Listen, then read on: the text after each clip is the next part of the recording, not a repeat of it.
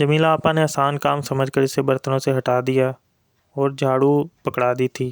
ان کے بچے بے حد بدتمیز اور گندے تھے، جو بڑے بڑے قد نکالے ندیدے پن کی آخری حدوں کو چھوتے بچوں جیسی حرکتیں کرتے تھے۔ امر کے لیے انہیں روکنا اور گھر صاف رکھنا بہت مشکل تھا، کیونکہ جمیلہ اپنے بچوں کے معاملے میں کسی قسم کی مداخلت برداشت نہیں کرتی تھی۔ جو جہاں ہے، جو کر رہا ہے کرنے دو۔ ان کے بچے تک امر سے خائف تھے۔ وہ کیوں یہاں آ گئی تھی، کب جائے گی؟ اور تو اور چاچو اور امر ساتھ اچھے بھی نہیں لگتے تھے۔ وہ بے حد بدتمیز اور بد زبان بچے تھے۔ وہ بے خبر تھی، مگر اتنی بے خبر نہیں تھی کہ نہا کر نکلے پڑے غائب کنگھی کرنے لگتی تو کنگھی نہ ملے، نہانے جائے تو پانی نہ ملے۔ وہ میلی کچیلی رہنے لگی اور غور کرنے لگی، نہ چاہتے ہوئے بھی، کہ یہ کام جمیلہ آپا اور ساس کا ہی تھا۔ وہ دونوں سے اسے صاف بھی نہیں رہنے دینا چاہتی تھیں۔ اسے یقین نہیں آتا تھا کہ بوڑھا جھڑیوں والا چہرہ سفید بالوں سے سمیت یہ گھٹیا حرکت بھی کر سکتا تھا۔ احمد اسے 150 دینے لگا تھا۔ جمیلہ آپا وہ پیسے غائب کرنے لگی تھیں۔ جمیلہ آپا اور ان کے بچے یہ کام اس صفائی سے کرتے کہ اسے خبر بھی نہ ہوتی۔ جو ایک دن وہ نہ دیکھ لیتی اسے، اس بات پر وہ ویلا کرتی، مگر جمیلہ آپا زور زور سے بولنا شروع ہو گئی تھی۔ امر ماں بننے والی تھی۔ ظاہر ہے کہ خرچہ بڑھ گیا تھا اور جمیلہ اسے اس مسئلے کا توڑ سوچنے میں مصروف تھی۔ اسے پتہ تھا، وہ جان چکی تھی کہ جمیلہ آپا کی قناعت کے پیچھے چھپی اصل صورت کتنی بھیانک ہے۔ گھٹیا عورت کی سوچ بوٹی سے شروع ہو کر بوٹی پر ہی ختم ہوتی تھی۔ وہ دیور پر قبضہ کر کے اسے گھر میں ہی بے حیثیت کر دینا چاہتی تھی۔ ہر مشکل اور الجھا ہوا حقوق کام امر کے حوالے کرتی اور دیکھیں کہ اسے کون سا کام کرنا برا لگ رہا ہے، کس کام کو کرنے میں اسے مشکل پیش آ رہی ہے، وہ سارے کام کر رہی تھی۔ وقت گزر رہا تھا، مگر اسے جمیلہ آپا کی شکل سے نفرت ہو گئی تھی اور ساس کے ٹسوے اپنی حقیقت آپ بیان کرتے تھے۔ وہ نکمے بیٹے کو چھوٹے بیٹے کی زندگی میں کعبہ بنا کر رکھنا چاہتی تھی۔ ایسا شخص جو کھائے بھی اور کسی کا احسان بھی نہ رکھے، جو صرف کھانے اور روب ڈالنے یا پھر دوسرے بہن بھائیوں کا خون چوسنے کے لیے پیدا ہوا تھا۔ انہیں سب سے بری امر لگتی تھی، کیونکہ اس نے احمد کی کمائی اور اس کی توجہ بانٹی تھی، اور جمیلہ آپا جو شوہر کو ہمیشہ بیساکھیوں پر چلاتی آئی تھیں، بیساکھیاں کسی طرح چھیننے نہیں دینا چاہتی تھیں۔ وہ ہر صورت امر کو راستے سے ہٹانا چاہتی تھی، مگر امر اس راستے میں کسی کو بھی لے آئی تھی، اپنی پیاری بیٹی نیلم کو۔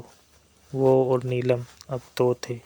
اسے نیلم سہارا لگی تھی، اور ساس اور جمیلہ نے نیلم کو اپنے قبضے میں کرنے کا سوچا تھا۔ نیلم تائی کے پاس سوئے گی، دادی سے کھانا کھائے گی، تو امر جوان کی خباثت کو فطری محبت سمجھتی اور کیا کرے۔ سارا دن اس کی بیٹی اس سے دور کی جانے لگی تھی۔ اتنا تو اسے پتہ چل گیا تھا کہ یہ محبت نہیں تھی، اسے بے دخل کیا جا رہا تھا۔ زندگی چھوٹے کم ظرف لوگوں کے بغیر کتنی آسان تھی، یہ احمد اور امر دونوں کو ہی پتہ چل گیا تھا، مگر کہا کسی نے نہیں۔ کتنے دن یوں ہی گزر گئے تھے۔ ایک دن جمیلہ آپا اور غفران بھائی چلے آئے تھے، اور ان کا اصرار تھا کہ انہیں واپس چلنا چاہیے، مگر احمد نے انہیں کسی نہ کسی طرح قائل کر ہی لیا تھا۔ وہ شہد میں ڈوبے نشتر لے کر واپس چلے گئے تھے۔ کچھ رشتے کتنے بڑے بوجھ میں بدل جاتے ہیں نا جو کسی طرح قابل قبول رہتے ہی نہیں۔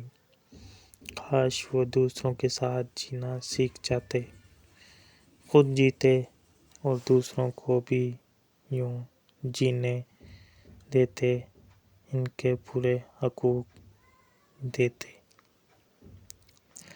تو دوستو اس کہانی میں سے کچھ پارٹ جو ہے وہ غائب ہے، تو اس کا پچھلا جو پیج تھا وہ مجھ سے شاید مس ہو گیا پرنٹنگ میں،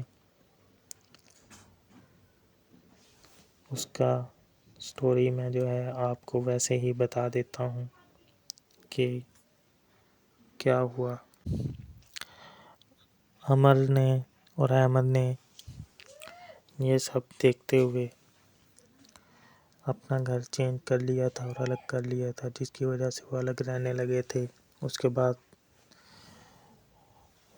آپا اور عمر کی ساس اور جیٹھ کو پریشانیاں پیش آنے لگیں، کیونکہ وہ نکٹو تھے، کام کرتے نہیں تھے، جو کہ اب انہیں خود کرنا پڑ رہا تھا اور سارا بوجھ اٹھانا پڑ رہا تھا۔ تو اس وجہ سے وہ پریشان تھے اور وہ انہیں لینے کے لیے آئے تھے۔ تو آج کی کہانی کا اختتام ہوا، ملتے ہیں نیکسٹ ویڈیو میں۔ اللہ حافظ۔ دعاؤں میں یاد رکھیے گا اور چینل کو سبسکرائب کرنا مت بھولیے گا، لائک اور شیئر پر کلک کر دیں۔ تھینک یو اینڈ اللہ حافظ۔